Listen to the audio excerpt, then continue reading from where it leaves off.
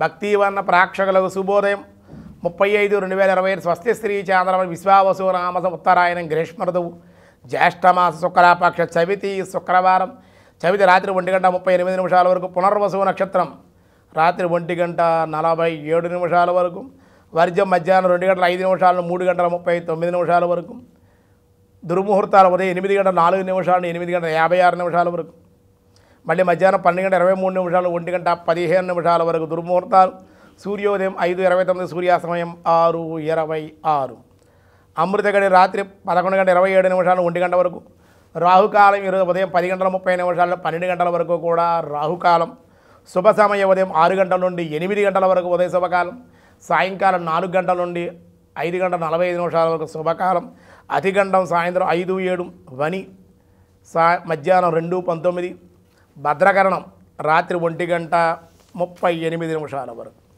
ఈరోజు దినారంభ చక్రంలో ముందుగా మేషరాశి వారికి సామాన్య దినంగా ఉంది.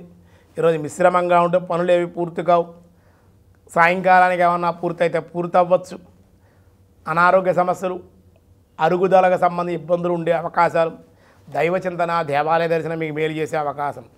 వృషభ రాశి వారికి ఆదాయం కార్యసాధన మనోల్లాసం ఆపదల నుండి బయటపడే అవకాశం. మిథున రాశి ధనలాభం వృత్తియందు సంతోషం స్వల్పంగా శారీరక అనారోగ్య సమస్యలు ఉండే అవకాశాలు. కర్కాటక రాశి ధనలాభం వృత్తియందు సంతోషం శుభకార్యప్రాప్తి ఉద్యోగులు ప్రమోషన్లు మానసిక ఆనందం నూతన వస్త్ర లాభాలు.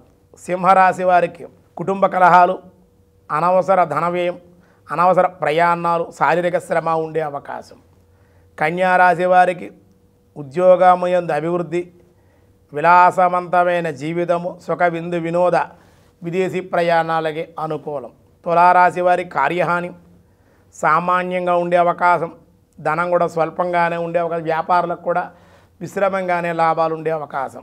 వృశ్చిక రాశి ధార్మిక చింతన భగవద్ ఆరాధన అధిక శ్రమ కుటుంబానందం. ధనుసు రాశి కార్యసాధన సామాన్యమైనటువంటి ఫలితాలు కొంచెం వృత్తిలో కానీ వ్యాపారంలో చిరు వ్యాపారాలు ఈరోజు లాభాలు అధికంగా ఆర్జించే అవకాశం. మకర రాశి వృత్తి వ్యవహారాల్లో అనుకూలం కార్యసాధన సఫలీకృతమయ్యే అవకాశం దైవ చింతన.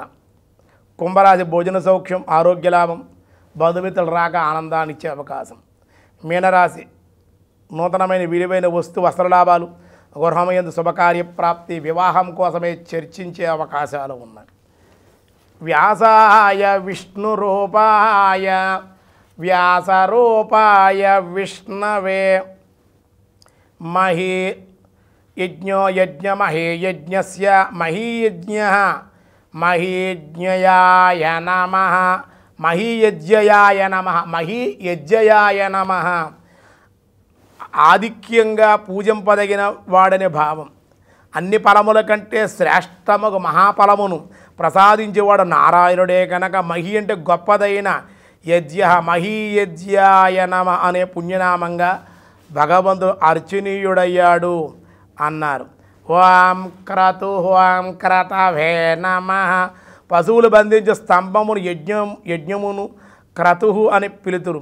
సర్వయజ్ఞాలకు దైవస్వరూపములైన అగుటి చేత క్రతు శ్రీహరి అర్చనీయుడిగా అయ్యాడు. క్రతు అంటే యజ్ఞం కూడా ఆ స్వరూప పరమాత్మే అని తెలియజేయబడింది. మిగతా విషయాలు రేపు చూద్దాం. ఈరోజు స్వస్తి.